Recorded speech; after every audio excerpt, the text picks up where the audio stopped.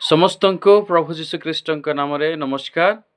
ମୁଁ ଭାଇ ବିଶ୍ୱନାଥ ପାଣି ଆଜି ଏକ ଆତ୍ମିକ ଶିକ୍ଷାରେ ଆପଣମାନଙ୍କୁ ମୁଁ ସ୍ୱାଗତ କରେ। ଆଜିର ପ୍ରସଙ୍ଗ ଯୀଶୁ ଖ୍ରୀଷ୍ଟଙ୍କ କ୍ରୁଶରେ ଦ୍ୱିତୀୟ ବାଣୀ। ଆସନ୍ତୁ ଆମେ ଶାସ୍ତ୍ର ପାଠ କରିବା। ଲୁକ ଲିଖିତ ସୁସମାଚାର 23 ଅଧ୍ୟାୟ 39ରୁ ମୁଁ 43 ପଦ ପର୍ଯ୍ୟନ୍ତ ପଢ଼ୁଅଛି। ଏଥିରୁ ହିଁ ଆଜିର ଅଂଶ ବା ପ୍ରସଙ୍ଗ ନିଆଯାଇଛି, ମୁଁ ପଢ଼ୁଛି। ଆଉ କ୍ରୁଶରେ ଚଢ଼ାଯାଇଥିବା ଦୁଷ୍କର୍ମକାରୀମାନଙ୍କ ମଧ୍ୟରୁ ଜଣେ ତାହାଙ୍କୁ ନିନ୍ଦା କରି କହିବାକୁ ଲାଗିଲା, ତୁ କ'ଣ ଖ୍ରୀଷ୍ଟ ନୋହୁ? ନିଜକୁ ଓ ଆମ୍ଭମାନଙ୍କୁ ରକ୍ଷା କର। କିନ୍ତୁ ଅନ୍ୟ ଜଣକ ତାହାକୁ ଧମକ ଦେଇ ଉତ୍ତର ଦେଲା, ତୁ ସମାନ ଦଣ୍ଡ ତ ପାଉଛୁ, ତୁ ଈଶ୍ୱରଙ୍କୁ କ'ଣ ଭୟ ମଧ୍ୟ କରୁନାହୁଁ? ଆଉ ଆମ୍ଭେମାନେ ସିନା ନ୍ୟାୟ ଭାବରେ ଦଣ୍ଡ ଭୋଗୁଅଛୁ, କାରଣ ଆମ୍ଭେମାନେ ନିଜ ନିଜ କର୍ମର ସମୁଚିତ ଫଳ ପାଉଅଛୁ। କିନ୍ତୁ ଏହି ବ୍ୟକ୍ତି କୌଣସି ଦୋଷ କରିନାହାନ୍ତି। ପୁଣି ସେ କହିଲା, ହେ ଯୀଶୁ, ଆପଣ ନିଜ ରାଜ୍ୟରେ ପ୍ରବେଶ କଲେ ମୋତେ ସ୍ମରଣ କରିବେ। ସେଥିରେ ସେ ତାହାକୁ କହିଲେ, ମୁଁ ତୁମ୍ଭକୁ ସତ୍ୟ କହୁଛି, ଆଜି ତୁମ୍ଭେ ମୋହର ସହିତ ପାରାଦୀସରେ ଉପସ୍ଥିତ ହେବ। ପ୍ରଭୁ ଗୌରବ ପାଆନ୍ତୁ, ଆମମାନଙ୍କୁ ଆଶୀର୍ବାଦ କରନ୍ତୁ। ଆସନ୍ତୁ ଆମେ ପ୍ରାର୍ଥନା କରିବା। ଯୀଶୁ ଖ୍ରୀଷ୍ଟଙ୍କ କ୍ରୁଶରେ ଦ୍ୱିତୀୟ ବାଣୀ, ମୁଁ ତୁମକୁ ସତ୍ୟ କହୁଅଛି, ଆଜି ତୁମେ ମୋହର ସହିତ ପାରାଦୀସରେ ଉପସ୍ଥିତ ହେବ। ଏ ବିଷୟରେ ଆମେ ଶିକ୍ଷା କରିବା ପାଇଁ ଯିବା। ପ୍ରାର୍ଥନା କରିବା। ଅନୁଗ୍ରହକାରୀ ସ୍ୱର୍ଗସ୍ଥ ପିତା, ପରିତ୍ରାଣକର୍ତ୍ତା, ଉଦ୍ଧାରକର୍ତ୍ତା, ମୁକ୍ତିଦାତା ପ୍ରଭୁ ଯୀଶୁ, ଧର୍ମମୟ ସତ୍ୟମୟ ସାହାଯ୍ୟକାରୀ ପବିତ୍ର ଆତ୍ମା ପରମେଶ୍ୱର, ମୁଁ ତୁମର ଧନ୍ୟବାଦ କରେ। ପ୍ରଭୁ ଏହି ସମୟରେ ତୁମେ ଅନୁଗ୍ରହ କଲ। ପ୍ରଭୁ ଯୀଶୁଖ୍ରୀଷ୍ଟଙ୍କ କ୍ରୁଶରେ ଦ୍ୱିତୀୟ ବାଣୀକୁ ଭିଡ଼ିଓ ବନେଇବା ପାଇଁ ମୋତେ ଅନୁଗ୍ରହ କର, ସାହାଯ୍ୟ କର।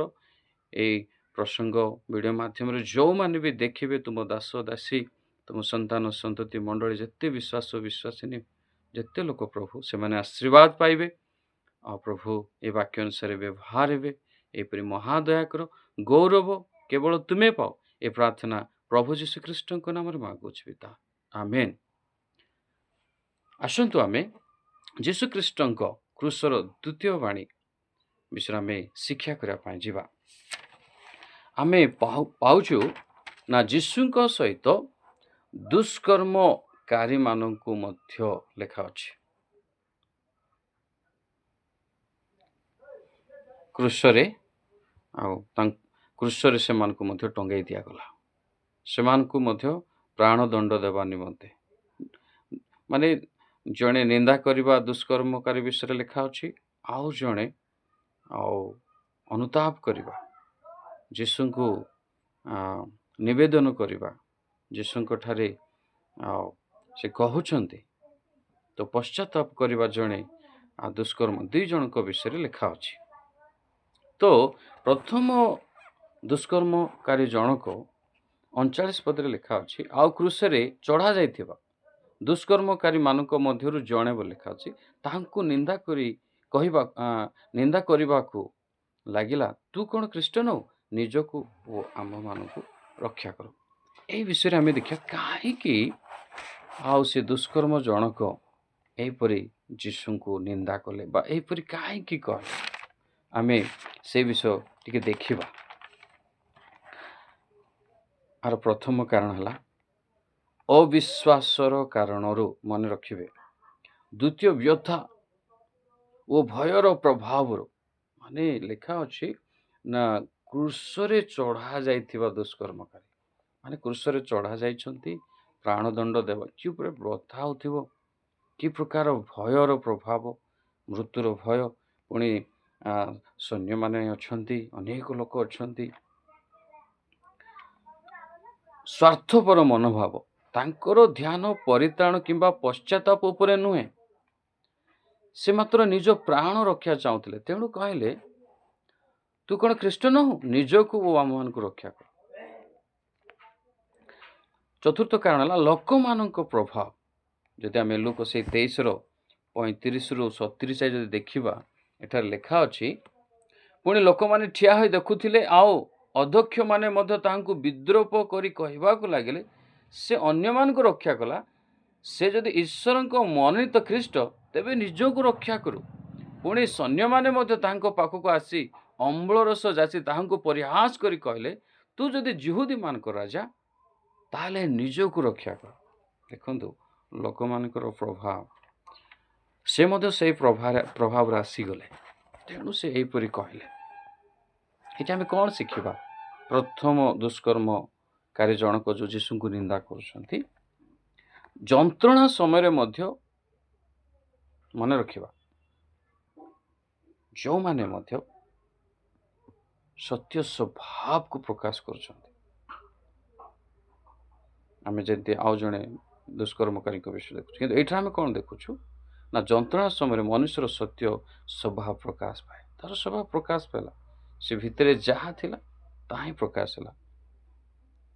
ନା ଜଣେ ନିନ୍ଦା କଲେ, ଆମେ ଦେଖୁଛୁ ଜଣେ ନିନ୍ଦା କରୁଛନ୍ତି, ଯନ୍ତ୍ରଣା ସମୟରେ ସତ୍ୟ ସ୍ୱଭାବ ପ୍ରକାଶ ପାଏ।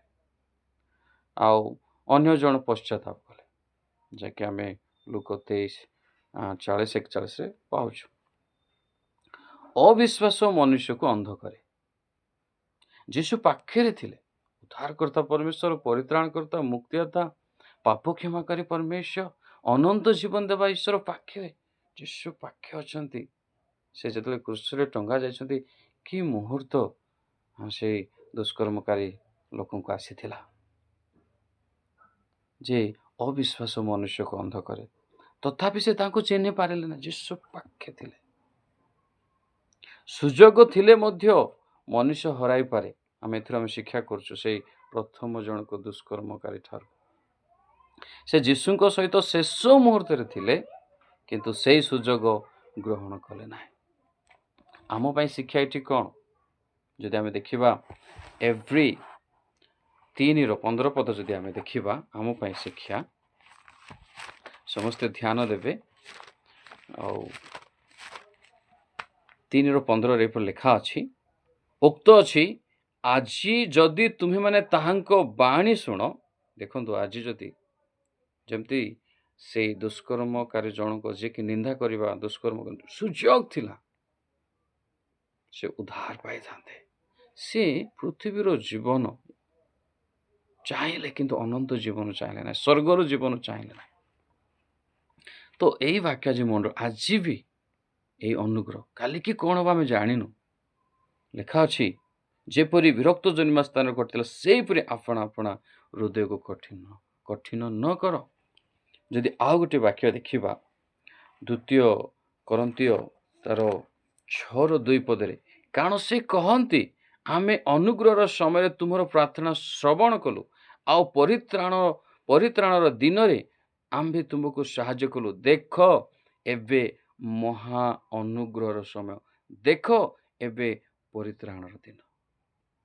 ଆମେ ସେଇ ଚୋରଙ୍କ ପରି ସୁଯୋଗ ନ ହରାଉ। ଏବେ ପରିତ୍ରାଣ ଦିନ, ଏବେ ମହା ଅନୁଗ୍ରହର ସମୟ। ତେଣୁ ମାଥ୍ୟୁ 7:21 ବି ଲେଖା ଅଛି, ମୋତେ ଅନେକ ପ୍ରଭୁ ପ୍ରଭୁ ବୋଲି କହିବେ ଲେଖା ଅଛି। ଚାଲନ୍ତୁ ଆମେ ପଢ଼ିବା ମାଥ୍ୟୁ, ଆମେ 21:7 ଟିକେ ପଢ଼ିବା।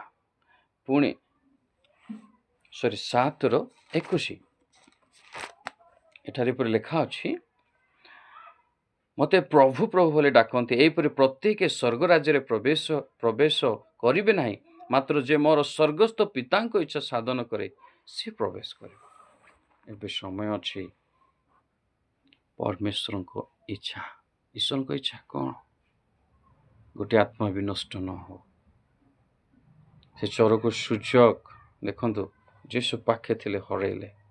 ଆଜି ମଧ୍ୟ ଏ ଅନୁଗ୍ରହର ସମୟ, ଏ ପରିତ୍ରାଣର ସମୟ, ପ୍ରଭୁଙ୍କର ଆହ୍ୱାନର ସମୟ ଆମ ପ୍ରତି ରହିଛି। ଆମେ ସତ୍ୟରେ ପ୍ରଭୁ ଯୀଶୁ ଖ୍ରୀଷ୍ଟଙ୍କୁ ବିଶ୍ୱାସ କରି, ଆମର ହୃଦୟ ପରିବର୍ତ୍ତିତ ହେଇଥିବା ହୃଦୟ ହଉ, ପ୍ରଭୁଙ୍କୁ ଭୟ କରିବା ହୃଦୟ ହଉ, ପ୍ରଭୁଙ୍କ ପଥରେ ଚାଲିବା ଜୀବନ ହଉ। ଯୀଶୁଙ୍କ ନିକଟରେ ରହିବା ଯଥେଷ୍ଟ ନୁହେଁ। ଦେଖନ୍ତୁ, ସେ ଦୁଷ୍କର୍ମକାରୀ ପାଖେ ଥିଲେ, विश्वास ग्रहण सठिक प्रतिक्रिया दरकार। आम प्रथम दुष्कर्मकारी ठार ए विषय शिक्षा कर। आम देखा द्वितीय जन विषय जो दुष्कर्म विषय लिखा अच्छी जदि आम पढ़ा 40 लिखा अच्छे लुक से 23:40 पढ़ुची दयाक शुणु। लिखा अच्छी किंतु अन्य जनक ताहाकू धमक दे उत्तर देला। देखो अन्य जन दुष्कर्म तू समान दंड तो पाउछु, तू ईश्वर को कौन भय मध्य करूना? आम्भे माने सिना न्याय भाव में दंड भोगुछु कारण आम मैंने निज निज कर्मर समुचित फल पाउछु, किंतु यही व्यक्ति कौन सी दोष करना। द्वितीय दुष्कर्मकारी जनक यहपरि कहते। एथर आम कौन पाउछ? आम देखुछु गभीर जो सत्यता आम पाउछु एठारे। मुझे एथिरे 3टी सत्यता मुझे पाउछि आपण मानकु कहबी। से कहउछंती ईश्वर भय कथा, तू ईश्वर को कौन भय मध्य करूना? माने कौन? से बुझिले जे यह साधारण समय नुहे, यह न्याय और विचार समय थिला। तू कौन ईश्वर भय करनु? देखंतु बुझी पारुचंती आउ जणे दुष्कर्मकारी। तो एठा कौन शिक्षा? परित्राण पाइबाकू ईश्वर को भय आवश्यक। द्वितीय विषय में पाउछु पापर स्वीकारोक्ति। जदि आम देखा 40:41 लिखा अच्छी किंतु अन्य जनक ताहाकू धमक दे उत्तर देला, तू समान दंड तो पाउछु, तू कौन ईश्वर को भय मध्य कौन? आमे माने सिना न्याय भाव में दंड भोग कर किंतु पाप स्वीकार कर। देखो कारण आमे माने निज निज कर्मर समुचित फल पाउछु। से निज अवस्था बुझिले आमे दोषी, आमे दंड भोगुछु, आमे पाउछु दंड। देखो पश्चाताप आरंभ हुए जेतेबेले मनुष्य निज पाप को माने, प्रभुंकर गौरव। तृतीय विषय आम देखुछु धर्मी को चिन्हुचंती, धार्मिक ईश्वर को से चिन्हुचंती, तांकर से चिन्हिबा विषय देखा जाउछि। किंतु एही व्यक्ति कौन सी दोष करि नै। देखो 42 पद लिखा अछि से 41 लास्ट आडी, किंतु एही व्यक्ति कौन सी दोष करि नांती। पुणी से कहला, हे जीशु आपण निज राज्य रे प्रवेश कले मते स्मरण कर। से चिन्हिले धार्मिक ईश्वर को, प्रभु जीशु को, उद्धारकर्ता प्रभु जीशु को। अर्थ कौन? से जीशु को न्याय और पवित्र माने जीशुंकर न्याय और पवित्रता को चिन्हिले। जीशु जे न्यायवान परमेश्वर, जीशु जे पवित्र ईश्वर, उद्धारकर्ता परमेश्वर चिन्हिले। ईश्वर को राज्य विषय चिन्हिले, स्वर्ग विषय जानिले। से जीशुंकर राज्य अच्छी। हालेलुया, प्रभु गौरव पांतु। पुणी कहले, हे जीशु आपण निज राज्य रे प्रवेश कले मते स्मरण कर। देखंत कि प्रकार तांकर चिन्हिबा विषय हला, जानिबा विषय हला। अबे आमे जीशु को विषय रे चिंता करबा। जीशु सेथिरे 43 लिखा अछि 23:43 लुक सेथिरे से ताहाकू कहले, माने जीशु एई स्वीकारोक्ति शुणिला परे कहले, मु तुमको सत्य कहूछि आज तुमे मोहर सहित पारदीस रे उपस्थित हो। सेथिरे कहले माने कौन? से भूल को विरोध कले। जेतेबेले अन्य जन को दुष्कर्मकारी जेतेबेले जीशु को निंदा करुछंती, सेतेबेले भूल को विरोध कले। लिखा अछि किंतु अन्य जन ताको धमक दे उत्तर, तू समान दंड तो पाउछु, तू ईश्वर कौन भय मध्य करूना? भूल को आओ विरोध कले। से निंदा करथिबा चोर को सटीक कले, ताको चुप कराइले। कौन तू? आमे दंड पाउछु हमर कर्म अनुसार। माने अर्थ कौन? से आओ पापर सौभाग्य हेबा को चाहिए ना। Praise the Lord. से चाहिए ना पापर सौभाग्य पाई। से सत्य कहले, से जणाइले जे ईश्वर को भय दरकार, माने तांकर हृदय परिवर्तन हो जाइथिला। देखंतु ଭୟ କଥା କହୁଛି ମାନେ ତାଙ୍କ ହୃଦୟ ପରିବର୍ତ୍ତନ ହେଇଥିଲା। ସେ ସତ୍ୟ କହିଲେ, ସେ ଅନ୍ୟକୁ ସତର୍କ କଲେ, ସେ କେବଳ ନିଜେ ବଦଳିଲେ ନୁହେଁ ଅନ୍ୟକୁ ମଧ୍ୟ ସଚେତନ କଲେ। ଏହା ତାଙ୍କର ପରିବର୍ତ୍ତିତ ହୃଦୟର ପ୍ରମାଣ। ହାଲେଲୁୟା, ପ୍ରେଜ୍ ଦ ଲର୍ଡ। ପୁଣି ଯୀଶୁ ଯେତେବେଳେ ଏଇ ବିଷୟ ଦେଖିଲେ, ସେଥିରେ ଯୀଶୁ କ'ଣ କଲେ? ମୁଁ ତୁମକୁ ସତ୍ୟ କହୁଛି। ଯୀଶୁ ଏଠାରେ ଜୋର ଦେଇ କହୁଛନ୍ତି, ମାନେ ଏହା ନିଶ୍ଚିତ ଅବଶ୍ୟ ସତ୍ୟ ପ୍ରତିଜ୍ଞାକୁ ବୁଝାଉଛି। ଆଜି ତାର ଅର୍ଥ କ'ଣ? ଏହା ମାନେ ତୁରନ୍ତ ଘଟିବାକୁ ଯାଉଛି। ମୃତ୍ୟୁ ପରେ ସତରେ ସେ ଈଶ୍ୱରଙ୍କ ସାଙ୍ଗରେ ଯିବେ, କୌଣସି ଡେରି ନାହିଁ। ଏଇଟା ଜଣା ଆଜି ମୋ ସହିତ ମାନେ ସବୁଠାରୁ ବଡ଼ ଆଶୀର୍ବାଦ, ପରିତ୍ରାଣ ମାନେ କେବଳ ସ୍ଥାନ ନୁହେଁ। ହଁ, ଗୋଟେ ସ୍ଥାନ, ହଁ ଏଇଠିକି ଯିବା ସେଇଟା ନୁହଁ, ਪਰ ଯୀଶୁଙ୍କ ସହିତ ରହିବା ମାନେ ସ୍ଥାନ ଆଉ ଯୀଶୁଙ୍କ ରହିବା ସହିତ ଏଇଟା ବୁଝାଉଛି। କେବଳ ସ୍ଥାନ ନୁହେଁ, ମାନେ ବହୁତ ବଡ଼ ଆଶୀର୍ବାଦ। ତାଙ୍କୁ କହିଲେ ମୋ ସହିତ ତୁମେ ଆଜି ପାରାଦୀସରେ ଉପସ୍ଥିତ। ପାରାଦୀସରେ କହିଲେ ସ୍ୱର୍ଗ, ଈଶ୍ୱରଙ୍କର ଉପସ୍ଥିତି ମାନେ ଶାନ୍ତି, ଆନନ୍ଦ, ନିତ୍ୟ ଜୀବନର ସ୍ଥାନ। ସେଇ ପାରାଦୀସରେ ମୋ ସହିତ ଉପସ୍ଥିତ, ମୋ ସହିତ ରହିବ। ହାଲେଲୁୟା, ପ୍ରେଜ୍ ଦ ଲର୍ଡ। ଗଭୀର ଆତ୍ମିକ ଶିକ୍ଷା ଏଠି ଅଛି। ଦେଖନ୍ତୁ, ଉଦ୍ଧାର କୃପାରେ ମିଳେ, କାମରେ ନୁହେଁ। ସେ ଦୁଷ୍କର୍ମକାରୀ ଦେଖନ୍ତୁ, ସେ କିଛି ଭଲ କାମ କରିଥିଲେ? ବିଶ୍ୱାସ କଲେ, ଉଦ୍ଧାର ପାଇଲେ।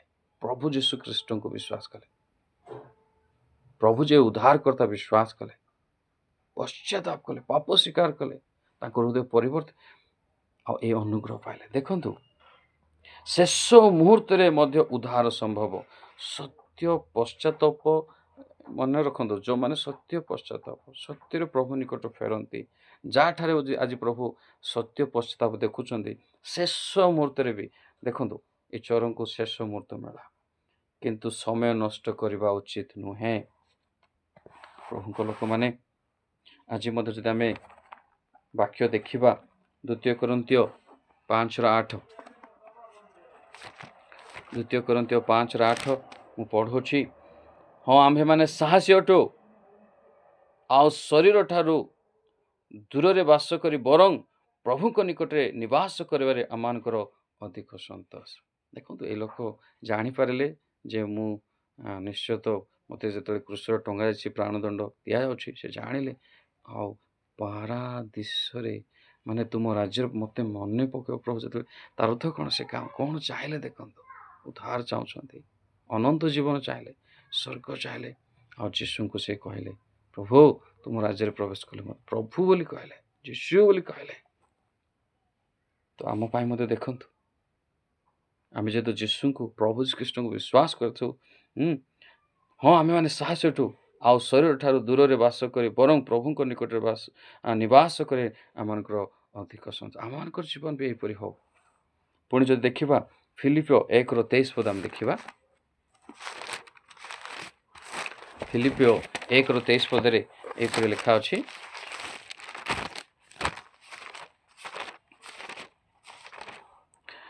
ଏଠାରେ ଏପରି ଲେଖା ଅଛି, ମୁଁ ଦୁଇଟି ବିଷୟ ଘେନି ମହାସମସ୍ୟାରେ ପଡ଼ିଅଛି। ଏହା ଲୋକରୁ ପ୍ରସ୍ଥାନ କରି ଖ୍ରୀଷ୍ଟଙ୍କ ସହିତ ରହିବାକୁ ମୋହର ଇଚ୍ଛା। ଦେଖନ୍ତୁ, ଖ୍ରୀଷ୍ଟଙ୍କ ସହିତ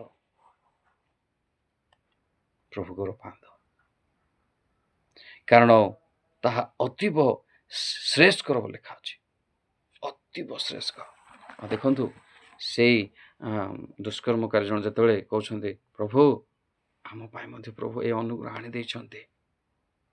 ପ୍ରଭୁ ଯୀଶୁ ଖ୍ରୀଷ୍ଟଙ୍କୁ ଆମେ ଯେତେବେଳେ ବିଶ୍ୱାସ କରୁଛୁ, ଗ୍ରହଣ କରୁଛୁ, ଦେଖନ୍ତୁ ଆମର ମଧ୍ୟ ଗୋଟେ ମାନେ କ'ଣ, ଏହା ଲୋକରୁ ପ୍ରସ୍ଥାନ କରି ଖ୍ରୀଷ୍ଟଙ୍କ ସହିତ ରହିବାକୁ ମୋର ଇଚ୍ଛା। ପାଉଲ କହୁଥିଲେ, ଆଜି ମଧ୍ୟ ଏଇ ଇଚ୍ଛା ଆମର ରହୁ। ଯେମିତିକି ସେ ଦୁଷ୍କର୍ମ ସେ ବି ଇଚ୍ଛା କଲେ, ସେ ସୁଯୋଗ, ସେ ଅନୁଗ୍ରହ, ସେ ଉଦ୍ଧାର। ଆଉ ଯୀଶୁ ମଧ୍ୟ କହିଲେ, ଆଜି ତୁମେ ମୋ ସହିତ ପାରାଦୀସରେ, ସେ ଅନୁଗ୍ରହ ସେ ପାଇଲେ। ପ୍ରଭୁଙ୍କ ନାମ ଧନ୍ୟ ହଉ। ତାଙ୍କ ଜୀବନରେ ଆମେ ଦେଖୁଛୁ ସେ ଅନୁଗ୍ରହରେ ପରିତ୍ରାଣ ପାଇଲେ, କୃପାରେ। ଆଉ ଆମକୁ ମଧ୍ୟ ପ୍ରଭୁ ଆହ୍ୱାନ କରୁଛନ୍ତି, ତୁମେ ମୋତେ ବିଶ୍ୱାସ କର। ତେଣୁ କୁହାଗଲା ଜହନ 3:16, ଏ ବାକ୍ୟକୁ କେତେଥର କହିଲେ, କେତେଥର ପଢ଼ିଲେ, ଜାଣିଲେ ମଧ୍ୟ ଆମ ପାଇଁ ଆସିବା। ଯେ କେହି ଯୀଶୁଙ୍କ ଠାରେ ବିଶ୍ୱାସ କରେ ସେ ବିନଷ୍ଟ ନେଇ ଅନନ୍ତ। ଏଟା କାମରେ ନୁହଁ, ଅନୁଗ୍ରହରେ। ପ୍ରଭୁଙ୍କ ଲୋକମାନେ ଦେଖନ୍ତୁ, ପ୍ରଭୁ ଯୀଶୁଙ୍କର ଅଧିକାର ଥିଲା ଯେ ଯିଏ ତାଙ୍କୁ ବିଶ୍ୱାସ କରିବ, ଯିଏ ଅନୁତାପ କରିବ, ଯିଏ ପ୍ରଭୁଙ୍କ ନିକଟକୁ ଫେରିବ, ଯିଏ ପରିବର୍ତ୍ତିତ ହେବ, ପ୍ରଭୁଙ୍କୁ ଭୟ କରିବ, ପ୍ରଭୁ ଯୀଶୁ ତାକୁ କ୍ଷମା ଦେବେ, ଉଦ୍ଧାର ଦେବେ, ଅନନ୍ତ ଜୀବନ ଦେବେ, ତାଙ୍କ ସହିତ ରହିବା ପାଇଁ ସ୍ୱର୍ଗକୁ ନେବେ। ଏ ଅନୁଗ୍ରହ ସେ ଚୋର କଲା। ଆଜି ଏ ଆହ୍ୱାନ ସମସ୍ତଙ୍କ ପାଇଁ ରହିଛି। ଆମମାନଙ୍କୁ ମଧ୍ୟ ପ୍ରଭୁ ଆହ୍ୱାନ କରିଛନ୍ତି। ପ୍ରଭୁଙ୍କ ଲୋକମାନେ, ପ୍ରିୟ ଲୋକମାନେ, ଏ ଭିଡ଼ିଓ ଯେଉଁମାନେ ବି ଦେଖିବେ, ଆପଣ ଆପଣଙ୍କୁ ଦେଖନ୍ତୁ ଯେ ଆଜି ଏ ପରିତ୍ରାଣ, ଏ ଅନୁଗ୍ରହ, ଉଦ୍ଧାର ବିଷୟକୁ ଆମେ ଯେପରିକି ଗ୍ରହଣ କରୁ। କାଲିକି ହେଇପାରେ ଆମ ପାଇଁ ଦିନ ଆସିବ, ଆମେ ଥିବା କି ନା ନାହିଁ, ସେ ଚୋରଙ୍କ ପରି ଆମେ ପ୍ରଭୁଙ୍କୁ କହୁ। ଦେଖନ୍ତୁ, ସେ କହିଲେ, ସେ ଜାଣିଲେ। ଆଜି ମଧ୍ୟ ଆମେ ପ୍ରଭୁଙ୍କ ଠାରେ ବିଶ୍ୱାସରେ ରହୁ, ତାଙ୍କ ଅନୁଗ୍ରହକୁ ବିଶ୍ୱାସ କରି ରହୁ, ତାଙ୍କର ସେ ଉଦ୍ଧାର ପାଇ, ତାଙ୍କର ପରିତ୍ରାଣ ପାଇ, ସେ ଅନନ୍ତ ଜୀବନର ଅଧିକାରୀ ଆମେ ରହୁ। ଯଦି ଚାଲି ବି ଯିବା, ଆମେ ଯୀଶୁଙ୍କ ସହିତ ରହିବା ଆଉ ତାଙ୍କର ସ୍ୱର୍ଗ ଉପସ୍ଥିତି ସ୍ଥାନକୁ, ଈଶ୍ୱରଙ୍କ ଉପସ୍ଥିତି ସ୍ଥାନରେ ଆମେ ସ୍ଥାନ ପାଇବା। ପ୍ରଭୁ ଗୌରବ ପାଆନ୍ତୁ, ଆମ ସମସ୍ତଙ୍କୁ ଆଶୀର୍ବାଦ କରନ୍ତୁ। ଆମେନ୍। ସମସ୍ତଙ୍କୁ ନମସ୍କାର। ପ୍ରେଜ୍ ଦ ଲର୍ଡ।